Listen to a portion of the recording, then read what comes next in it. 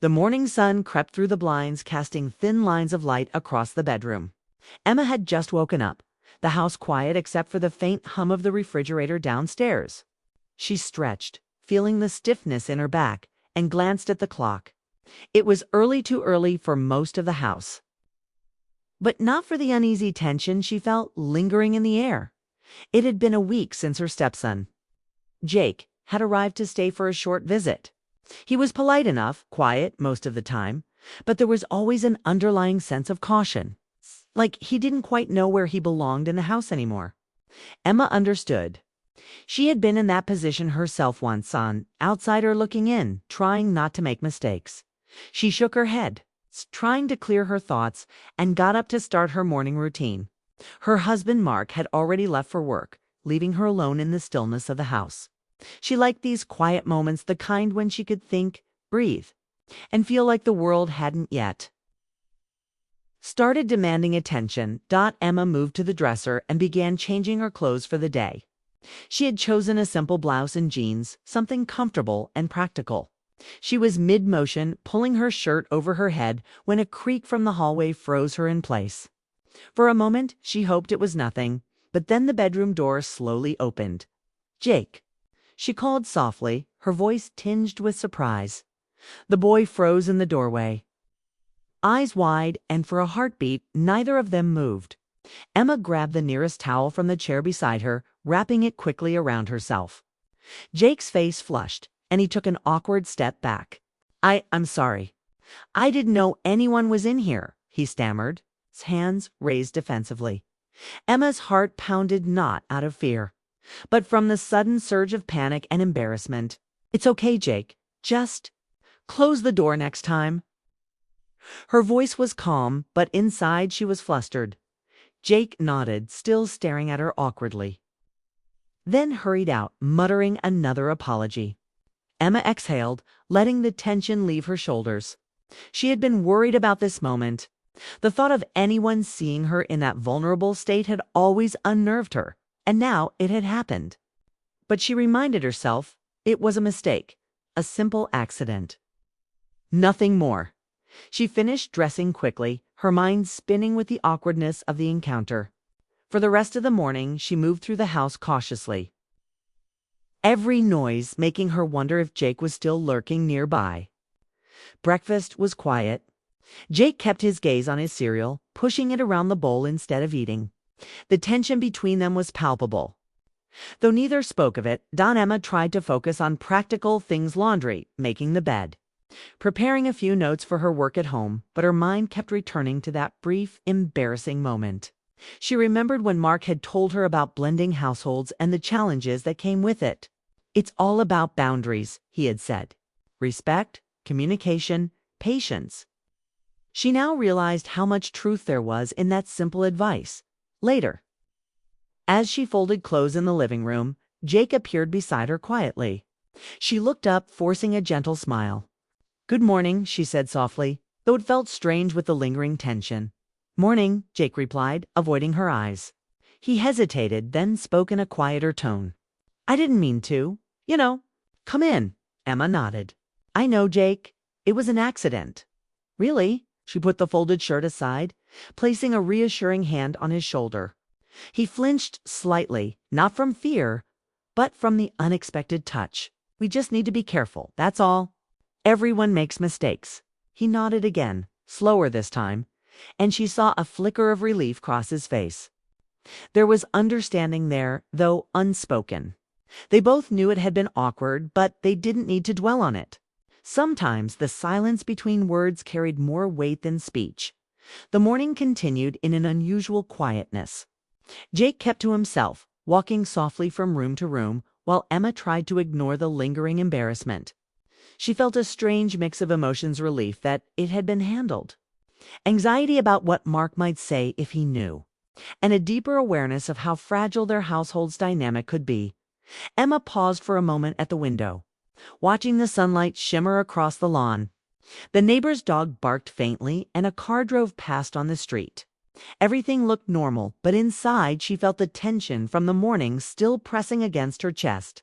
She realized she had to navigate this carefully, not just for herself, But for Jake, he was still learning how to be comfortable in this house.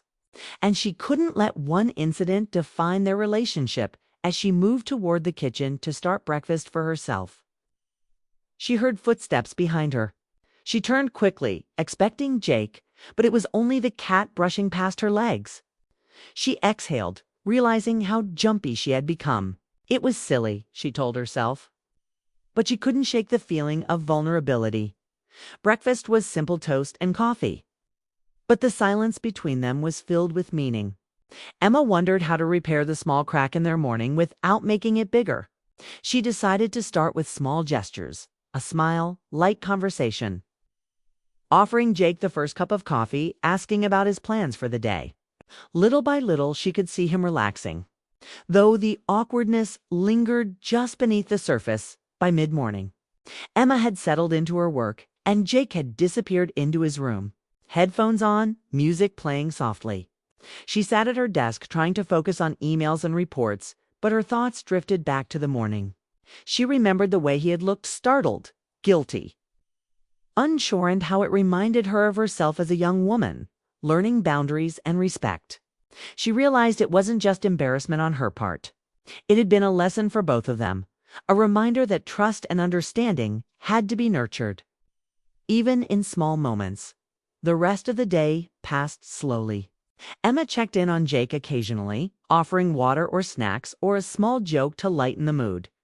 Each time she saw him respond with small smiles or a laugh that seemed more genuine than before. She felt a sense of cautious optimism. Perhaps this awkward start could be transformed into mutual respect and understanding by late afternoon. She heard the front door open and Mark returning from work. She felt a flicker of anxiety, but reminded herself that she had handled the morning discreetly. Nothing had to be said if nothing had been done wrong. She greeted him with a soft smile, asking about his day. Mark seemed preoccupied, but answered politely, unaware of the minor drama that had unfolded earlier after dinner. The family sat together for a brief moment of quiet conversation. Jake spoke more freely, even making a joke about schoolwork, which Emma appreciated. She realized that the morning incident, though awkward, had opened a subtle door between them, a door where honesty, respect, and careful attention could grow. That night, after Jake had gone to bed, Emma sat by the window with a cup of tea. The house was finally quiet, the tension of the day settling into the background. She thought about how fragile relationships could be, how one unexpected moment could test boundaries, and how handling it with patience and care could make all the difference. She sipped her tea, letting the warmth spread through her, and allowed herself a quiet laugh at the absurdity of the morning. Life had a way of throwing moments at you, awkward, unexpected, sometimes embarrassing, but it was how you responded that defined the relationship, the trust and the respect between people. Emma looked out at the night sky, the stars twinkling faintly, and felt a sense of resolve. Tomorrow, she would continue to navigate this new household dynamic with care, patience, and understanding. She would continue to build trust with Jake, making sure he felt safe, respected, and understood, while also maintaining her own sense of dignity and comfort in her home.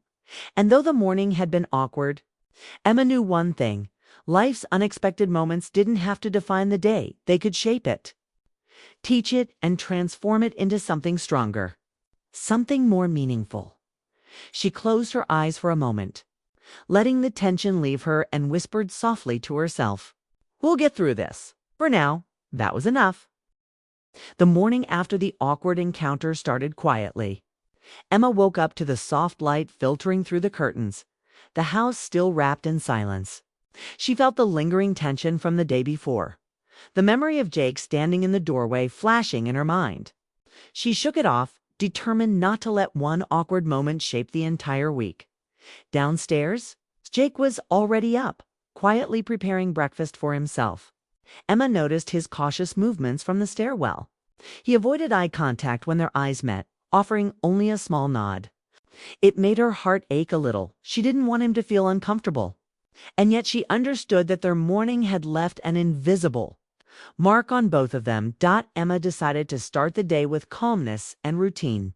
She brewed coffee, organized a few papers for work, and tried to focus on small tasks. But Jake's presence was always there, a subtle weight in the air. Every time she passed his room or heard him moving quietly, she felt a pang of responsibility. A need to make him feel safe and at ease. Breakfast was silent as it had been the day before.